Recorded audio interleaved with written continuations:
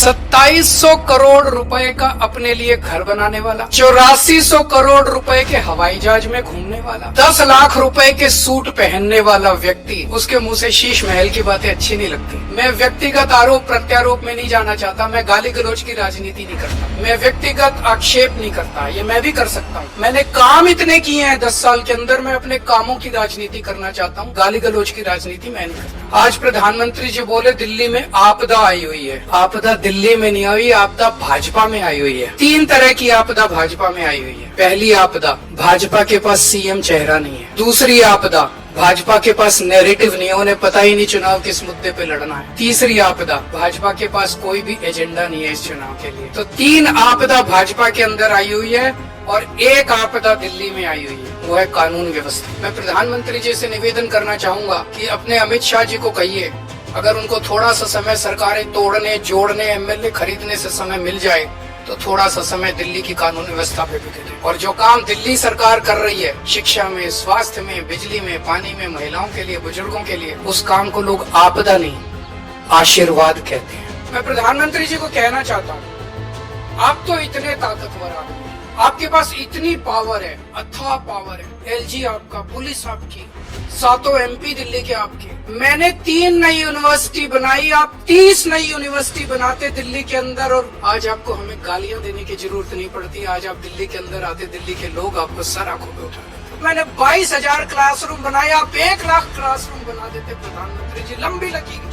39 minute तक आपको गालियां देने की जरूरत ना पड़ती अगर आप कुछ काम करके दिखाते प्रधानमंत्री जी। 30 मोहल्ला क्लिनिक बनाए 5 साल के अंदर दिल्ली में। आप 5000 मोहल्ला क्लिनिक बना देते प्रधानमंत्री जी, आपकी वाहवाह होती दिल्ली के अंदर। मैंने 5 नए अस्पताल बनाए पिछले कुछ सालों में, आप 50 नए अस्पताल बनाते दिल्ली के अंदर। आपको आज 39 मिनट तक केजरीवाल को और आम आदमी पार्टी को और दिल्ली के लोगों को गालियां देने की जरूरत नहीं। पिछली बार याद करो, इसमें भी लिखा हुआ है, इनके संकल्प पत्र में लिखा है, पूर्वांचली समाज के साथ सबसे बड़ा धोखा किया है भारतीय जनता पार्टी ने। हमारे उत्तर प्रदेश और बिहार के गरीब भाई दिल्ली में आते हैं, या तो पढ़ने आते हैं या नौकरी ढूंढते हुए आते हैं। तो कच्ची कॉलोनियों में दिल्ली के अंदर लगभग मोटे मोटे तौर पे सब पूर्वांचल समाज के लोग रहते हैं। दिल्ली के अंदर कच्ची कॉलोनियों में 2014 के पहले कोई काम नहीं होता था, नरक की जिंदगी थी। 10 साल के अंदर आम आदमी पार्टी की सरकार ने लोगों को इज्जत और सम्मान की जिंदगी दी। हमने अपने पूर्वांचल समाज के भाइयों के लिए सड़कें बनाई, गलियां बनाई, स्ट्रीट लाइट्स लगवाई, नालियां बनवाई, सीवेज सिस्टम दिया, पानी की पाइपलाइन बनवाई, सीसीटीवी कैमरे लगवाए, मोहल्ला क्लिनिक बनाए, अस्पताल बनाए, स्कूल बनाए, उनको इज्जत की जिंदगी दी। 2020 में मेरे को याद है, शायद 5 दिसंबर का दिन था, जब हरदीप पुरी जी और ये आए थे और दिल्ली के लोगों को, पूर्वांचल समाज के लोगों को 2019 या 2019 के पहले वो प्रॉमिस करके गए थे, 40 लाख दिल्ली की कच्ची कॉलोनियों के लोगों को हम मालिकाना हक देंगे, उनकी रजिस्ट्री कराएंगे। 5 साल में 25,000 लोगों की रजिस्ट्री, 40 लाख के मुकाबले 25,000।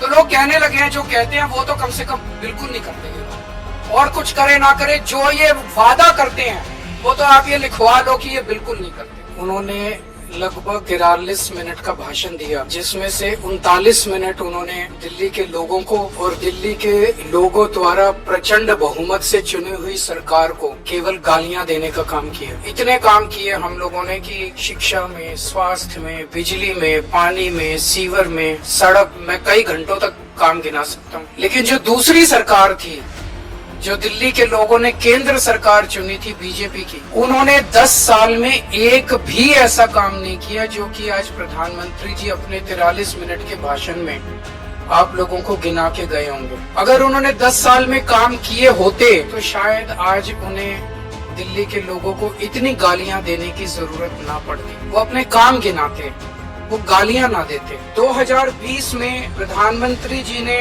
दिल्ली के लोगों से कई वादे किए थे, 2020 के विधानसभा चुनाव में भी आए थे। ये बीजेपी का संकल्प पत्र है, इसमें कई सारी बातें लिखी हुई है। इसमें प्रधानमंत्री जी कह के गए थे 2020 में 2022 तक दिल्ली में सब लोगों को पक्के मकान दे दिए जाएंगे। ये इस संकल्प पत्र में प्रधानमंत्री जी ने बोला, 2020 में बोला उन्होंने। 2022 तक दिल्ली में सब लोगों को पक्के मकान दे दिए जाएंगे। 2020 से लेके 2025 तक आज प्रधानमंत्री जी 1700 मकानों की चाबी दे के गए हैं। इसके पहले कालका जी में 3000 मकानों की चाबियां दी थी, तो मोटे मोटे तौर पे 4700 मकान बनाए हैं 5 साल में। दिल्ली में 4 लाख झुग्गियां हैं, 15 लाख लोगों को मकान चाहिए, 4700 मकान इन्होंने 5 साल में बनाए हैं। मुझे लगता है कि शायद 200 साल का प्रोग्राम बीजेपी ने बनाया है। ये संकल्प पत्र 5 साल का नहीं है, 200 साल का है।